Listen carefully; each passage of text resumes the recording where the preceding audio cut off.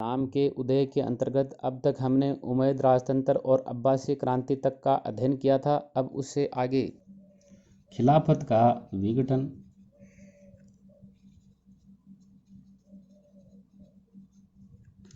और सल्तनतों का उदय,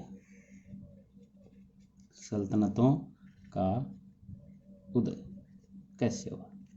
तो अब्बासी राज्य है जो अब्बासी क्रांति के कारण स्थापित हुआ था, वो 9वीं शताब्दी के अंदर कमज़ोर पड़ने लगा। 9वीं शताब्दी में जो अब्बासी राज्य है वो कमज़ोर पड़ना शुरू हो गया, क्योंकि दूर के प्रांत, जो भी दूर के प्रांत थे, उनके ऊपर उनका नियंत्रण कैसा हो गया, कमज़ोर नियंत्रण हो गया। और इसके कारण उनकी सेना या फिर जो नौकरशाही थी, अब्बासियों की जो सेना और नौकरशाही के अंदर 2 प्रकार के समर्थक वहाँ पर हो जाते हैं, एक अरब समर्थक और दूसरे ईरानी समर्थक। तो 2 गुटों के अंदर, 2 गुटों के में आपस में ये बट गए थे। और 810 में जो खलीफा थे हारून अल रशीद, हारून अल रशीद, इसके 2 पुत्र थे, अमीन और मामून। इन दोनों के समर्थकों में क्या हो गया, गृह युद्ध।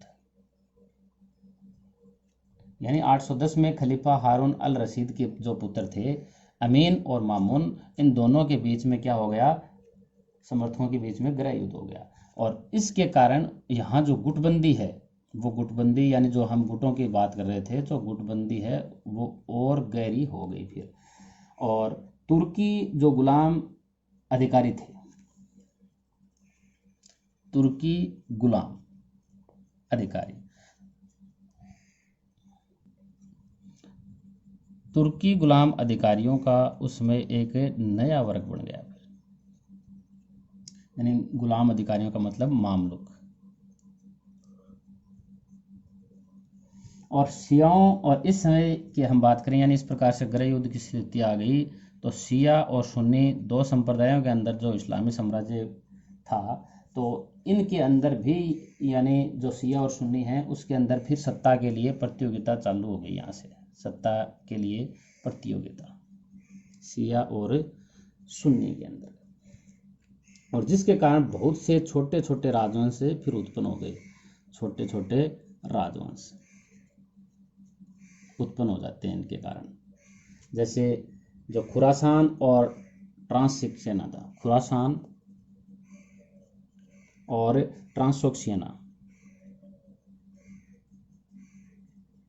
ट्रांसोक्सियाना, यानी हम कह सकते हैं इसे तुरान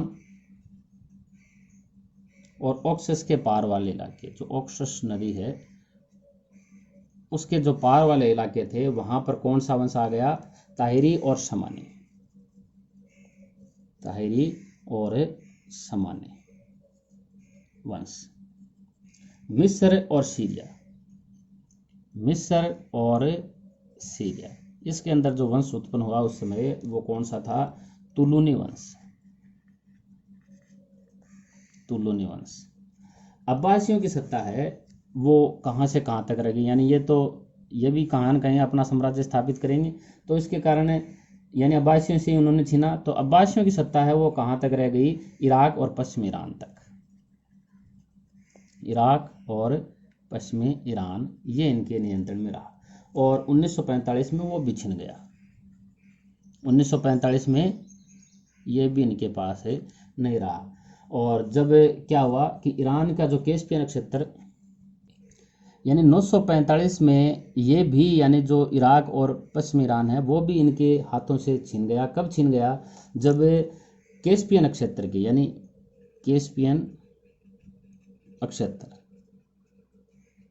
के बुहाई, नाम क्या है, बुहाई, बुहाई नामक कौन से वंश का था, शिया वंश का। शिया वंश ने किस पर कब्जा कर लिया, बगदाद पर। यानी कैस्पियन क्षेत्र के बुहाई नामक शिया ने बगदाद पर कब्जा कर लिया। तो अब्बासियों के हाथ से इराक और पश्चिमी ईरान भी कब निकल गया, 945 में हाथ से निकल गया। और अब बुहाई शासकों की अगर हम बात करें, जो बुहाई शासक थे इन्होंने विभिन्न प्रकार की उपाधियां धारण की, उपाधियां धारण की। और उपाधियों में इसकी जो मुख्य थी, यानी ईरानी पद्धति के अनुसार ईरानी पदवी थी कौन सी? शहंशाह। शहंशाह, शहंशाह की उपाधि उन्होंने धारण की। और इसके अलावा उन्होंने खलीफा की उपाधि धारण नहीं की, यानी जो खलीफा की पदवी है वो उन्होंने नहीं धारण की। और अब्बासी खलीफा को, यानी पहला काम तो उन्होंने क्या किया? उपाधियां। और दूसरी जो अब्बासी खलीफा थे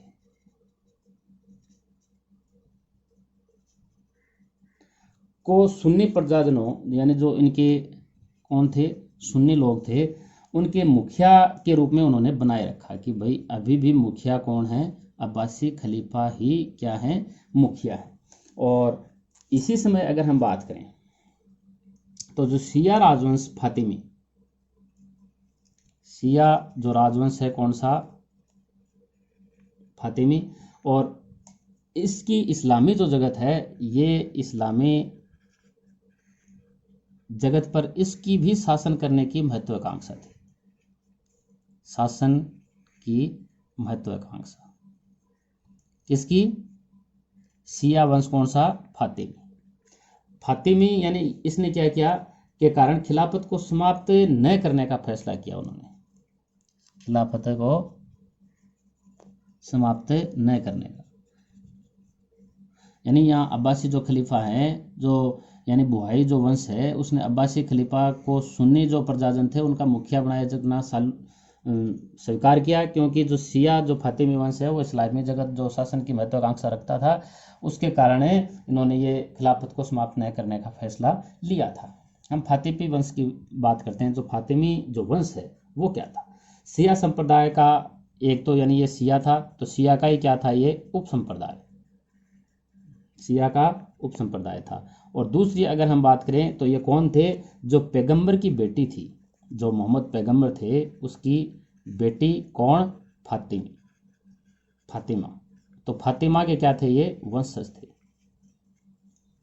और इसलिए वे इस्लाम के एकमात्र क्या हैं? न्याय संगत शासक हैं। इन्होंने ये कहा कि हम अब शासन करने की महत्वाकांक्षा रखते हैं, क्योंकि हम कौन हैं? पैगंबर की बेटी फातिमा के वंशज हैं, इसलिए हम इस्लाम के एकमात्र क्या हैं जी? न्याय संगत शासक हैं।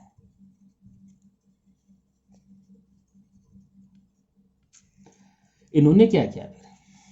जो फातिमी वंश है, इन्होंने अफ्रीका में, यानी जो उत्तरी अफ्रीका है उसके अंदर जो उत्तरी अफ्रीका है उसमें 969 में इन्होंने किसको जीता? मिस्र को। तो 969 में मिस्र को जीतकर उन्होंने किसकी स्थापना की? फातिमी खिलाफत की इन्होंने स्थापना कर दी। और इसके अलावा जो मिस्र की जो पुरानी राजधानी है, यानी पहला काम किया उसने क्या? किसको? मिस्र को जीता। और मिस्र की जो पुरानी राजधानी थी कौन सी? फुसात। फुसात की जगह एक नया शहर उन्होंने बसाया, कौन सा? काहिरा। और काहिरा को उन्होंने राजधानी बनाया, यानी नया शहर इन्होंने बसाया काहिरा को, और काहिरा को इन्होंने क्या बनाया? राजधानी बनाया। हम बात करते हैं अब 950 से लेकर 1200। 950 से 1200 के बीच जो इस्लामी समाज था,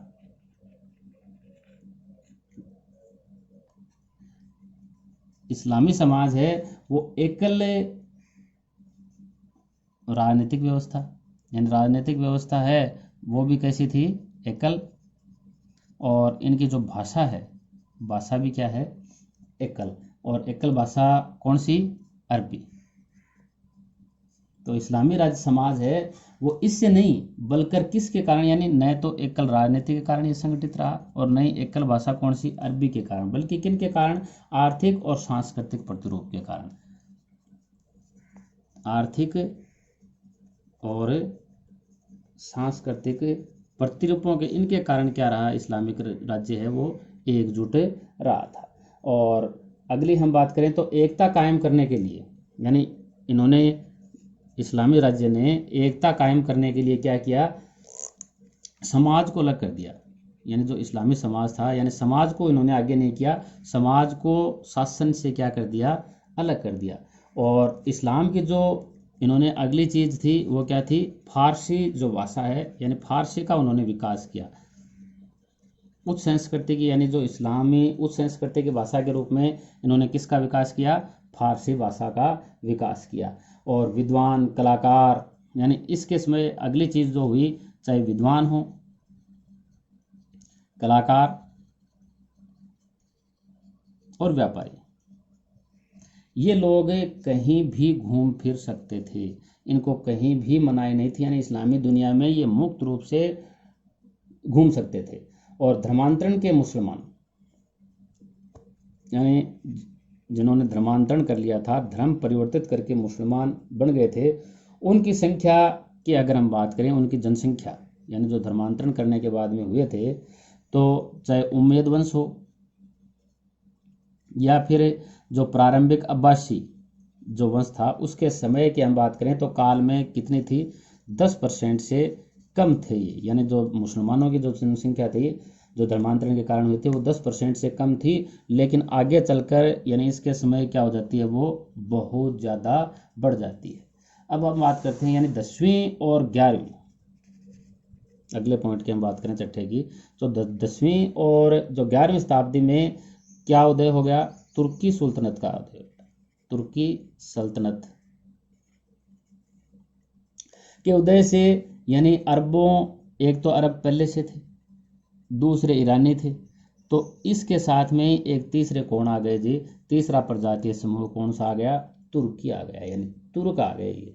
और ये कहाँ के थे, तुर्किस्तान जो है, तुर्किस्तान के मध्य एशियाई घास के मैदानों से, मध्य एशिया के घास के मैदानों यानी जहाँ अराल सागर के पूर्व में चीन की सीमाओं तक थे ये। और ये कैसे थे, खानाबदोश थे ये, खानाबदोश कबायली थे ये। और इन्होंने भी क्या अपना लिया, इस्लाम अपना लिया। और ये लोग यानी ये इस प्रकार के थे, तुर्किस्तान जो थे यानी तुर्किस्तान के मध्य एशियाई घास के मैदानों यानी अराल सागर के पूर्व में चीन की सीमाओं तक जो फैले हुए हैं, उसकी एक खानाबदोश कबायली थे ये, जिन्होंने इस्लाम अपना लिया। और ये लोग कुशल सवार और योद्धा भी थे, यानी सवार भी थे ये और योद्धा भी थे। कौन, हम तुर्की की बात कर रहे हैं, तुर्की लोगों की हम बात कर रहे हैं। और इन्होंने गुलामों के रूप में यानी इस समय, इससे पहले उन्होंने चाहे गुलामों के रूप में हो या फिर सैनिकों के रूप में, किन किन के प्रशासन में शामिल रहे, अब्बासियों के भी, समानी, बुहाई,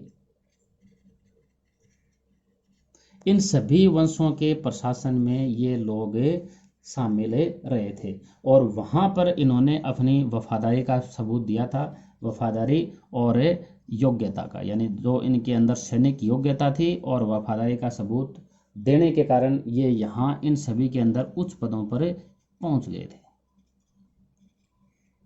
अगले हम बात करते हैं गजनी सल्तनत की, यानी ये तुर्की हैं, तुर्की के बाद में गजनी सल्तनत।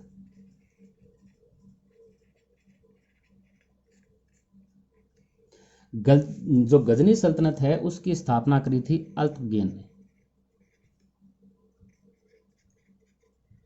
और कब की, 961 के अंदर इसने स्थापना करी। लेकिन इसे मजबूती प्रदान की किसने, महमूद ने। इसे मजबूती प्रदान किसने की, महमूद ने। और जिसने कब से कब तक, 998 से लेकर 1030 ईस्वी तक इसने शासन किया था। जो महमूद था वो क्या था, एक गुलाम का बेटा था, एक गुलाम का बेटा था। और खलीफा से यानी जो भी खलीफा थे उसमें, उस खलीफा से ये सुल्तान की उपाधि लेने का बहुत इच्छुक था। और इसने सुल्तान की उपाधि धारण भी की थी, यानी भारत के अंदर जो शासन किया था मोहम्मद गजनी ने, वो सुल्तान की उपाधि धारण करने वाला पहला शासक था। और बुहाइयों की तरह, जो बुहाई वंश था, बुहाइयों की तरह ये वंश था, ये भी कैसा था, एक सैनिक वंश ही था, सैनिक वंश। कौन सा, गजनी। और इसके अंदर यानी सेना के अंदर तुर्क भी थे और भारतीय भी, यानी इनकी जो सेना थे उसके अंदर तुर्क लोग भी शामिल थे और भारतीय लोग भी शामिल थे। और इसका उदाहरण इसलिए इससे मिलता है कि जो महमूद था उसकी जो सेनापति था, उस सेनापति कैसा था, हिंदू था, जिसका नाम क्या था, तिलक था। और ये जो गजनी थे, इनकी जो सत्ता और शक्ति का केंद्र था, यानी चाहे सत्ता का केंद्र हो और चाहे इनकी शक्ति का केंद्र हो, वो कहाँ था, खुरासान और अफगानिस्तान। खुरासान, अफगानिस्तान इनकी शक्ति का केंद्र था। और ये जो अब्बासी खलीफे थे, अब्बासी खलीफे, इनके ये प्रतिद्वंदी नहीं थे। अब्बासी खलीफे के ये प्रतिद्वंदी नहीं थे, बल्कि क्या थे, ये इनकी वैधता के स्रोत थे। यानी अब्बासी खलीफे के वैधता के, अब्बासी खलीफे हैं वो इनकी वैधता के स्रोत थे। सल्जुक तुर्क, सल्जुक तुर्क हैं, उसकी बात करें तो ये पूर्व की ओर से आए थे, यानी पूर्व की ओर से आए थे। और ये गैर मुस्लिम तुर्क थे। कैसे थे, पूर्व की ओर से आए गैर मुस्लिम, जो चाहे समानी वंश और काराखानी जो वंश, उसकी सेना के अंदर ये तुरान में दाखिल हो गए थे। यानी इनकी सेना में सैनिक के रूप में ये शामिल हो गए थे। और आगे हम देखें कि इन्होंने अपने वंश की स्थापना किस प्रकार से की। तो जब महमूद की मृत्यु हो जाती है, यानी मोहम्मद गजनवी की जब मृत्यु हो जाती है, तो उसके बाद में जो अव्यवस्था का जो माहौल हो गया था, उस अव्यवस्था के माहौल का लाभ उठाया किन्होंने, सल्जुकों ने। और इनके दो भाई थे यहाँ पर, एक तुगरिल और दूसरा छागरी बेग। इन्होंने क्या किया, इस अव्यवस्था का लाभ उठाकर तुगरिल बेग और छागरी बेग ने 1037 के अंदर किसको जीत लिया, खुरासान को जीत लिया। 1037 में खुरासान को जीत लिया। और इन्होंने अपनी जो राजधानी है वो किसको बना ली, निसापुर को अपनी राजधानी बना ली।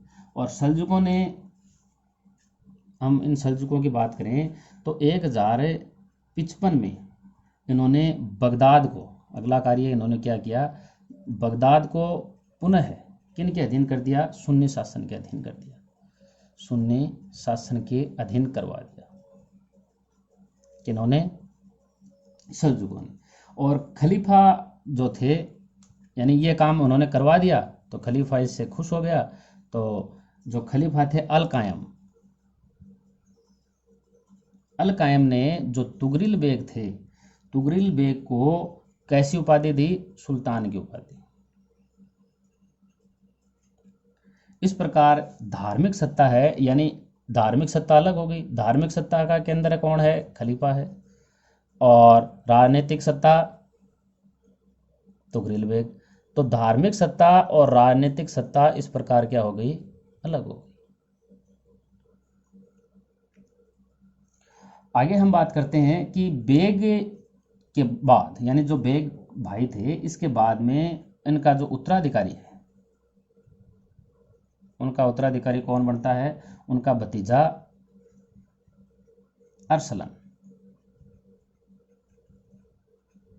अरसलन उनका उत्तराधिकारी बनता है। और अरसलन के दौरान ही जो सल्जुक साम्राज्य है उसका विस्तार कहाँ तक हो गया था, अन्नातोलिया तक।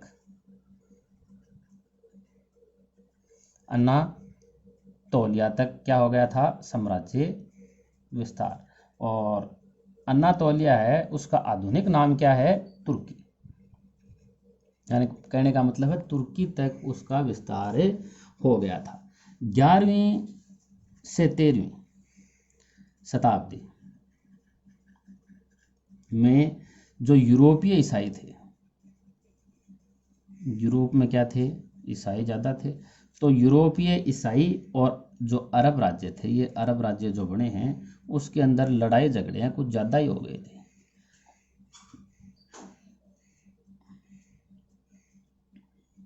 और 13वीं अगर शताब्दी की बात करें तो 13वीं शताब्दी के अंदर एक जाति आ जाती है, कौन सी, मंगोल, जो कि ऐसे थे खानाबदोश।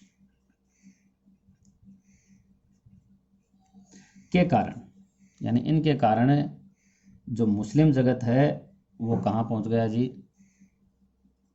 विनाश के कगार पर पहुँच गया। मुस्लिम जगत का विनाश 13वीं शताब्दी में किसके कारण? मंगोलों के कारण। और ये है इन पर अंतिम और निर्णायक आक्रमण था, यानी मंगोल थे वो इनके ऊपर अंतिम, और इनका क्या रहा? आक्रमण है वो निर्णायक रहा। इस्लाम के उदय के अगले भाग के अंतर्गत हम धर्म युद्धों का अध्ययन करेंगे।